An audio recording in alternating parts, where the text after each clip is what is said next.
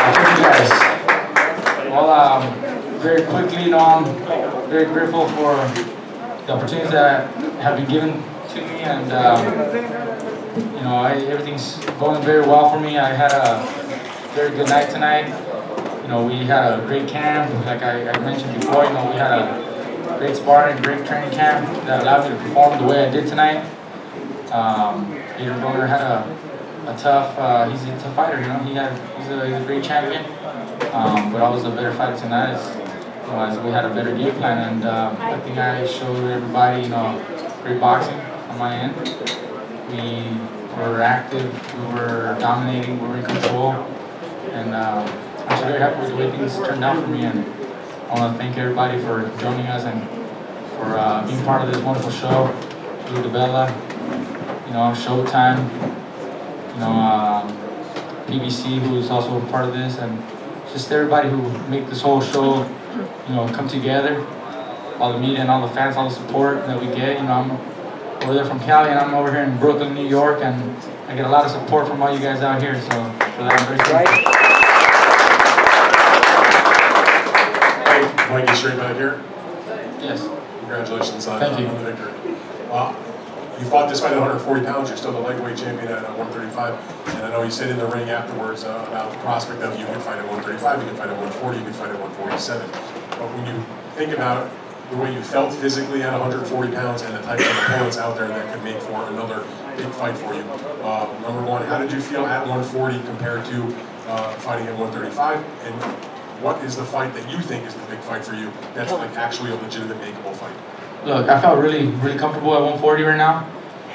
We had a tough opponent in front of us with Adrien Broner, strong, big guy. I felt my power was still there. I felt my speed was there, my footwork, my reflexes. The only difference is because I am fighting bigger men, they can take a bigger punch. And that might be translated like my power doesn't carry on, but I feel strong.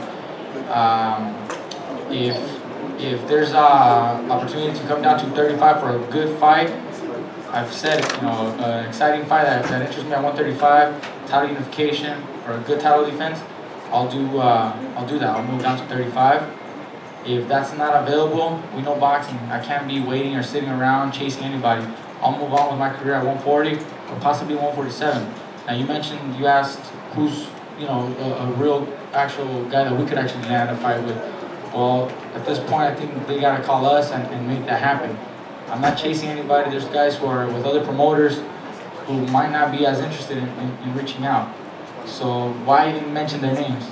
If they really want it, they gotta call us. Cause I'm willing to work with anybody. It does draw up some publicity if you throw a couple names out there. If there's somebody legitimately interested.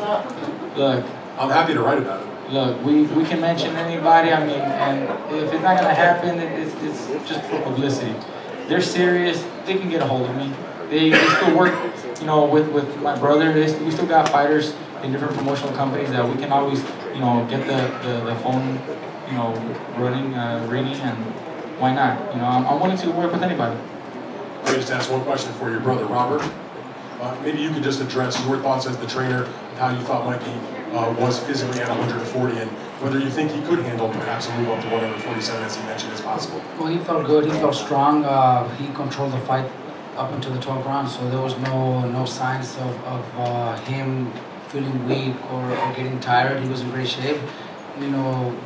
Obviously,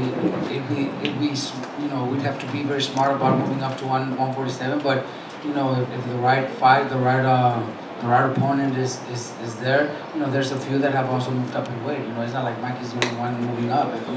We have a few at welterweight that are really good fighters that have been moving up in weight too. So, anything like that, we're more than open to take. Mikey Garcia, Real Talk Boxing.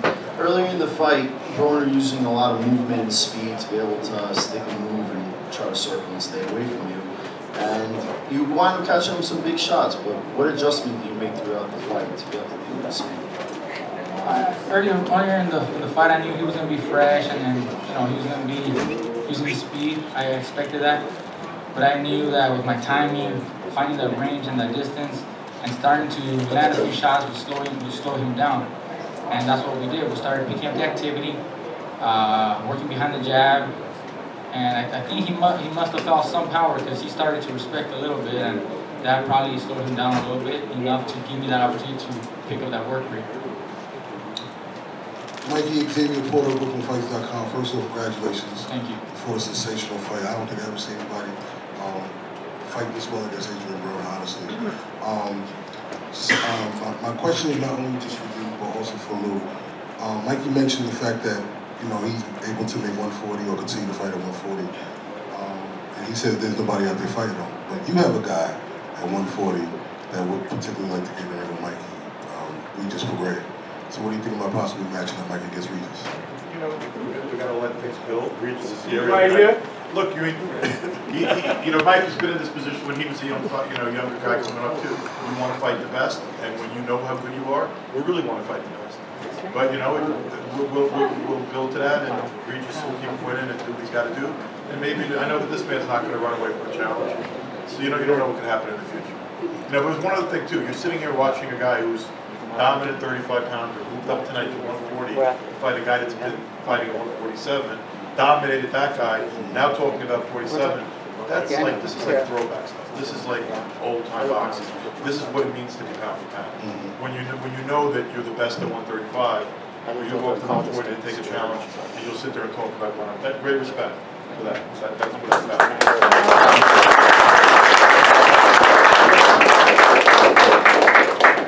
Coach Anthony here with Behind the Gloves. Now, Mikey, there was a lot of build up to this fight. Adrien was doing a lot of talking. Were you surprised on how you dominated? I mean, I see from the first round you went out there, you set the pace, you went to the body. Were you surprised how you were able to dominate the fight? Well, like I said, we had a great training camp, and I had great sparring partners to work on different game plans. And although he started off using, the jab and then trying to, use his footwork and a lot of head movement, and we knew he was going to slow down once I started picking up the work rate. And I started adding some jabs, started connecting. I found my distance and my range that was, the most effective getting, and I kept telling everybody, the timing beats speed. And I think I had a better timing, better range. I was in control. Whenever he wanted to step on the gas and come on the attack, I was just one step behind him and he wasn't able to touch me. And when I wanted to put on a little bit of pressure, just a little bit, I took a small little step forward and was able to land a jab or a straight right hand, just enough to keep him, on that defensive side. So I had a great game plan and it worked out perfect.